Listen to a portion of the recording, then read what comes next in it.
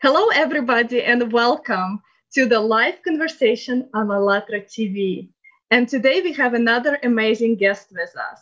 But before we go on, I would like to remind our viewers about the format of live conversation. At the end of the conversation, we are going to ask our guest what person she would like to meet. And it can be just anyone really that she knows and wants to reconnect with, or it can be someone that she never met. And what we're going to do, we're going to use the rule of 6 handshakes, and we're going to pass this video along through the social media, and we will need your help. To do that, please share this video with your friends and use hashtags. Hashtag AllatRa Unites, hashtag Creative Society, hashtag Stay Home. So today we have an amazing guest with us, and she is a multi-award winner. She's a TEDx speaker, and she also a global Goodwill ambassador, and she is focusing on the topic of emotional intelligence. So let's welcome Dr. Ruby Bakshi Khurdi. Thank you for being with us. Can you tell us a little bit about yourself and your background, and how did you get started? Hello, everyone. My name is Ruby Bakshi Khurdi. I'm from Switzerland, originally from India, but having lived in Switzerland for almost 20 years now. So my journey in Switzerland began as a newly married woman with my husband. And I was just exploring this beautiful place, just as is it shown in our Bollywood movies. And by and by, I started falling in love more with the place because the people, my work, I started teaching here as a lecturer in a college, giving courses in business management.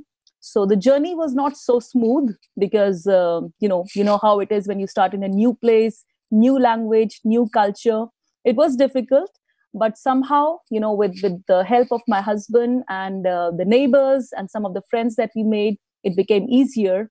And my journey began here in Switzerland. So, and it's continuing, and I'm still enjoying each and every day. That's great. And then we actually have a little collage of some pictures to show you.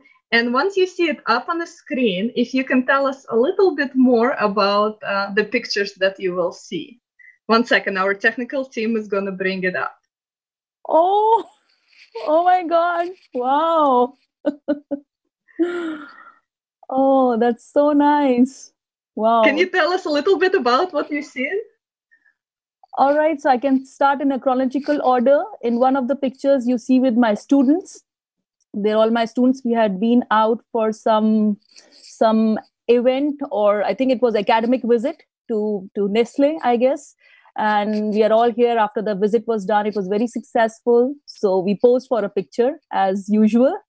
And in other one, I'm there with my Toastmasters group. It was one of the events. After one of the events, we started the new session. We were very happy. And one of the team members was going. It was her last day, Sibyl. It was her last day. So we celebrated together. Oh, it's so emotional. And then in this picture where someone is taking my interview, it's at Bahrain.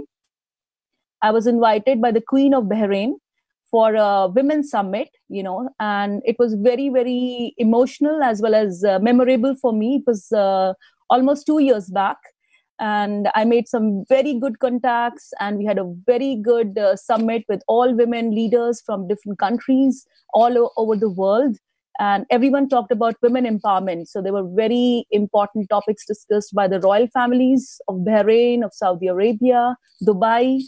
And people had come from different areas of the world, but we are all sharing the same platform. So it was very emotional and very powerful. And of course, the last one is the most memorable one, when I gave my first TEDx talk. So yes, it was very emotional event as well, because it was my first TEDx talk, and was immediately after I came back from Bahrain. It was very eventful, and I got a good ovation. Like really everyone appreciated my talk, and it went very successful. And I still remember in 18 days I got 1K likes, which was really a big number and very exciting. So thank you so much again for showing me this beautiful collage and bringing those beautiful memories back.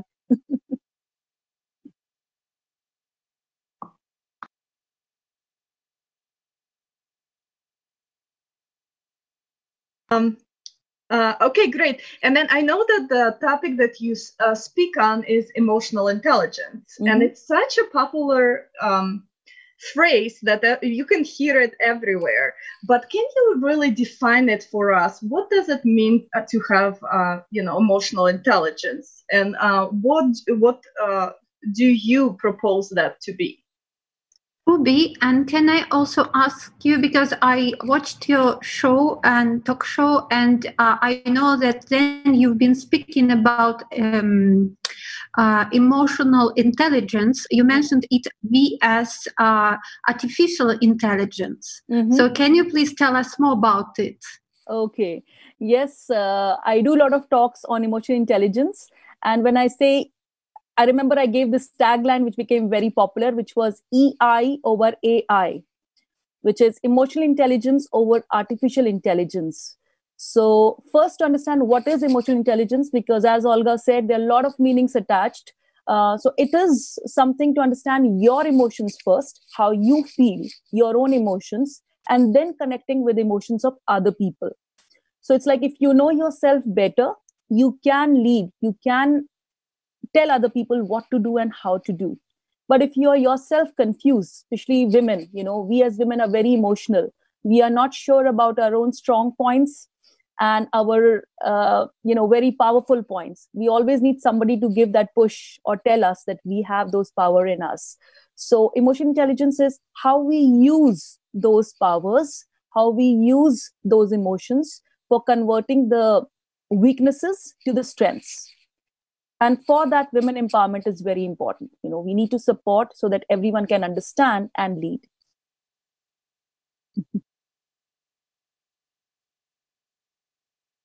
That's great. And then how can you tell us a little bit more about staying positive and what it really means to stay positive, and how can we achieve it with the emotional intelligence? Well, staying positive is a state of mind, because these days, if you see what is happening around the world, we are all under lockdown because of coronavirus, COVID-19. There were a lot of ups and downs happening all over the world. People were not knowing what to do. I'm under curfew. I have to be in the house. I don't know what to do and how to do those kind of things. A lot of uncertainties were happening around. So under these circumstances, you need to again understand your emotions. Am I really feeling low? Am I really feeling down? Think about the present. If you are okay, you are right now feeling fine, so take advantage.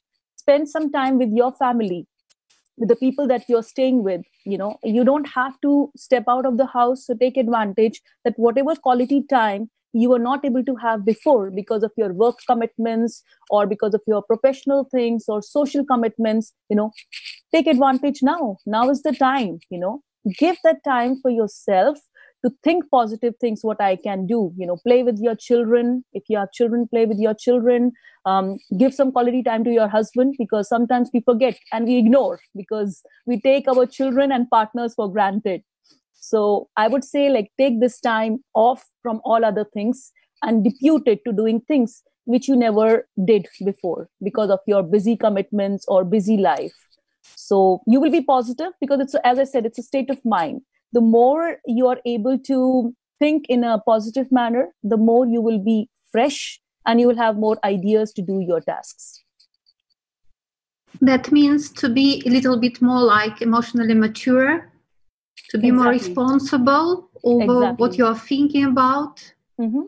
Very true. Because if you are a little bit more emotionally resilient, because that also comes in, emotional connection, emotional intelligence, and emotional resilience, they all connect to a particular point.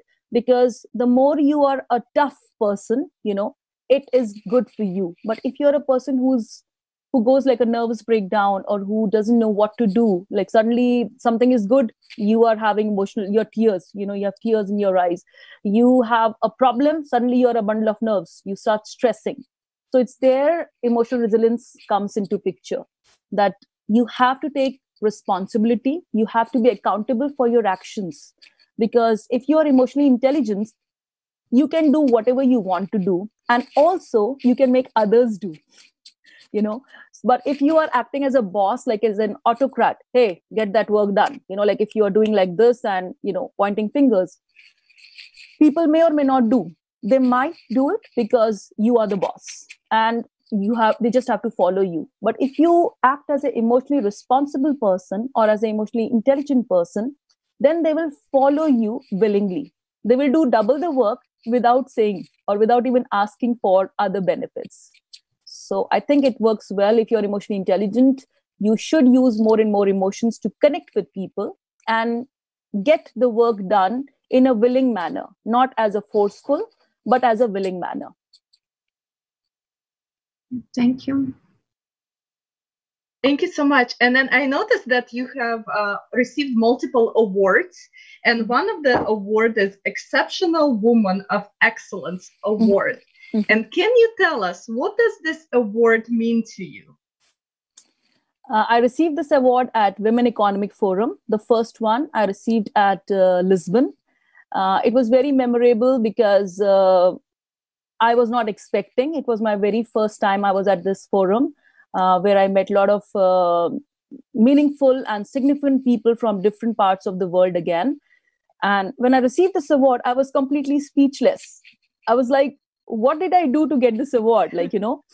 And they were laughing. The people who gave me that award, they were like, what you have been doing, just continue doing that. You don't have to start big, just think big. It should be here. The concept should be there, and you just need to develop it and connect with people. So it was very close, and I became very emotional. I was very happy, of course, very proud of it still. And last year I received second one in India at the annual event, which was even a much, much bigger event and much it was spread on 5 days. It was an annual event. And there again, when I won that award, I was like, I don't know what to say. It's something like, wow, it was like a double hat coming over. And they said that the reason that we give exceptional excellence is because we see that if someone is doing something, we need to recognize. What happens in today's world is that in the digitalization era, everyone is becoming very materialistic. People are just seeing which car you drive, which perfume you use, which kind of bag you have for women, which kind of bag you're carrying. So they try to evaluate you on these materialistic things. Whereas if you are a person, you believe in yourself as a strong woman, you don't have to show by these materialistic things. You need to give recognition to other women, empower other women. Mm-hmm. So if you empower other women, if you connect with them and see what I have and they don't have, give it to them somehow. You don't have to give it to them as if you are handing them something, but recognize their talent, recognize if they're good at something. Because it's we women, we become very quickly, we become jealous, very quickly we become happy, we go through an emotional roller coaster.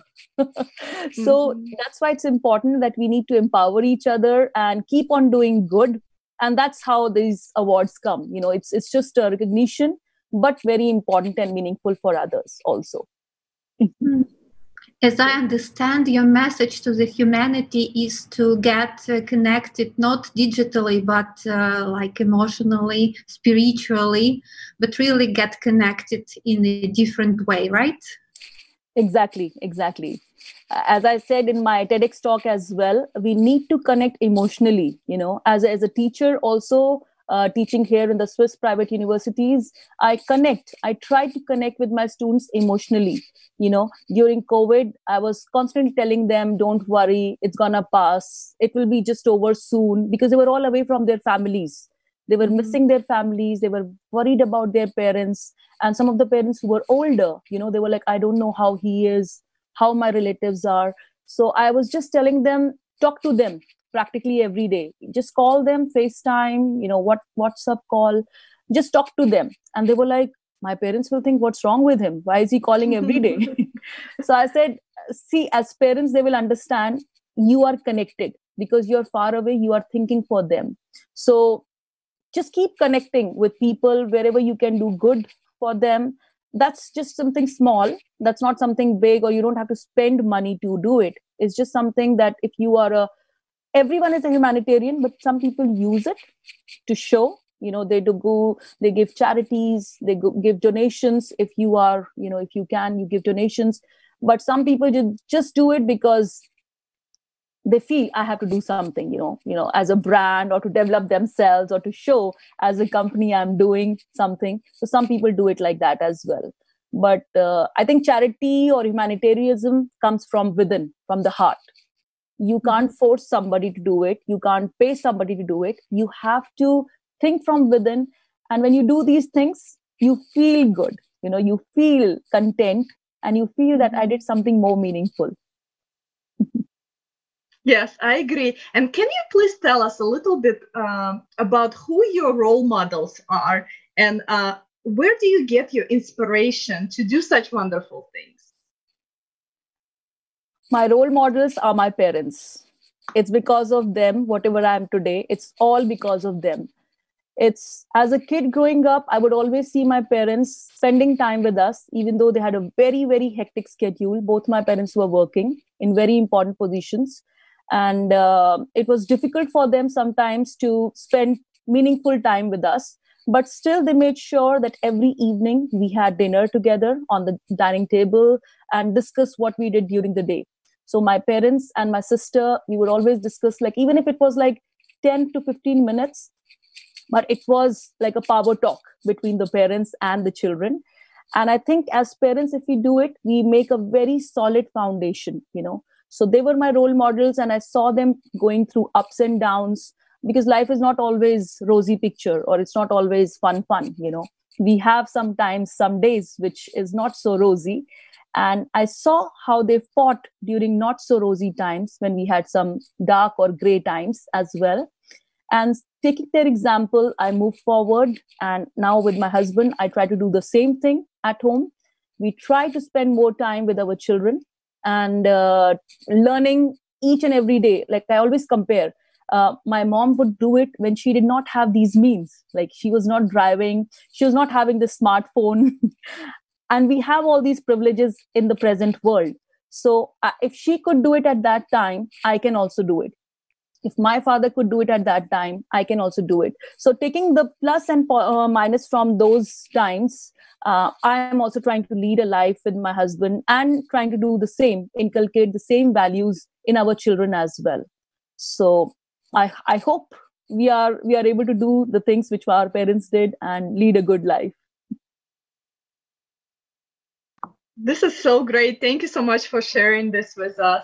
And that actually leads us to the next question that we ask our guests.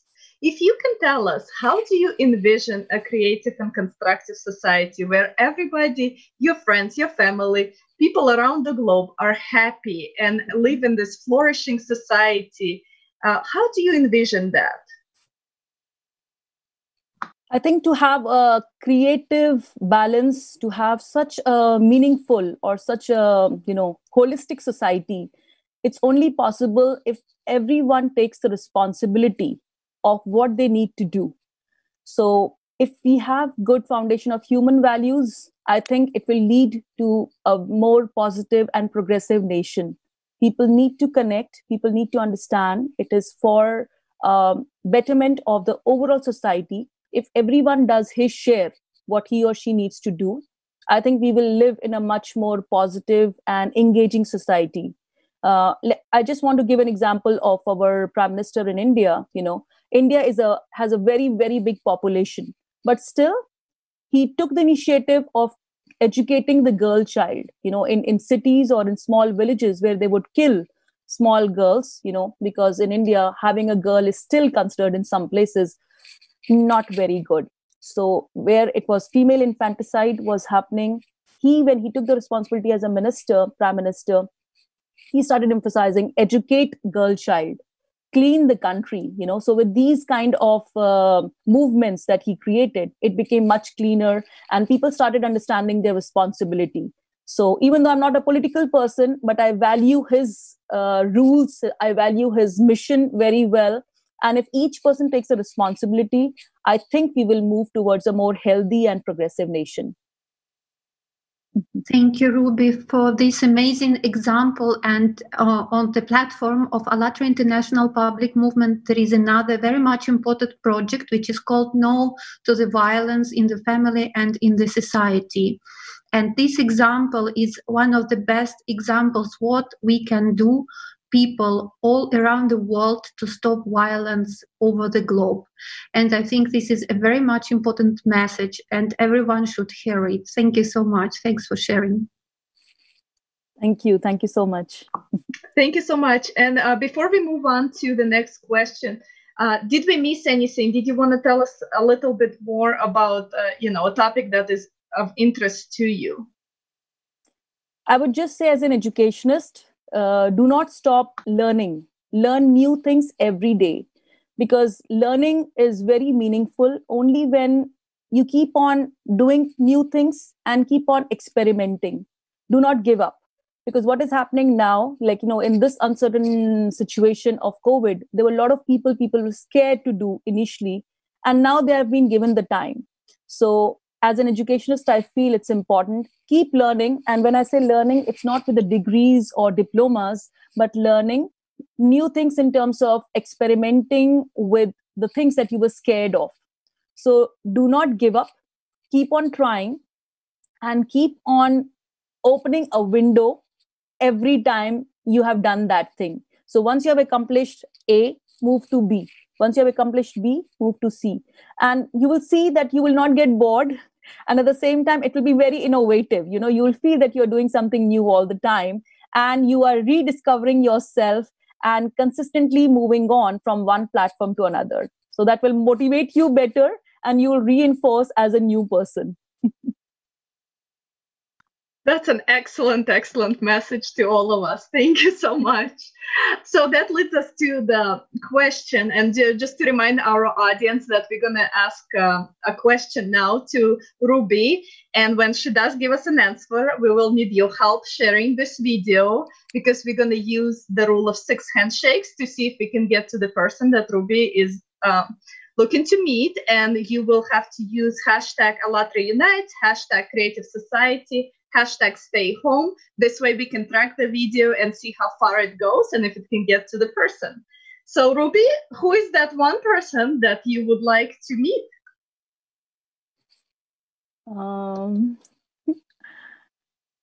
I would like to meet my sister.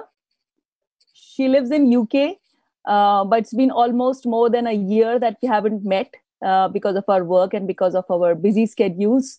So I would like to meet her. Great. What's her name, so we can share this? Okay, her name is Rima Bakshi Watal. Rima Bakshi Watal, and she lives in UK. Yeah. Great. So that gives us an idea of who to find. That's awesome. Thank you so much for your time today. And Alina, did you have any other questions before we go?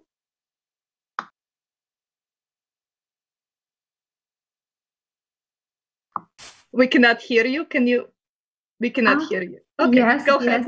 Yes, Ruby, thank you for being with us tonight. And I would like to ask you, there is another very interesting project running on the platform of AllatRa International Public Movement. Mm-hmm. This is a project about the studying of gaming addiction results and impact on the young people and on the population in general. Mm-hmm. And if you are interested to take part in this project, or your colleagues or friends who are specialists, please connect with us, contact us.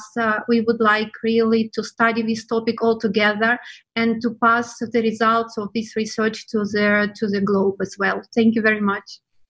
Of course, I would like to connect. I think it's a very, very relevant topic it calls for call of action, and it's something very relevant which most of the parents are concerned and worried about. So as a parent, of course, I would also like to participate in it, and I would request my other friends to be a part of it, and let's make a change. Let's make a difference by connecting and giving ideas about it. Thank you for giving this opportunity. I would love to do it. Thank you so much. Thank you so much for everybody for joining us online. And we just want to say that we are doing live conversations like that. So if you'd like to be part of the show, please reach out to us. And together we can do so much. Together we can connect and have this open conversation that just leads to more positivity in this world. We thank everybody for watching us. Till next time. Bye.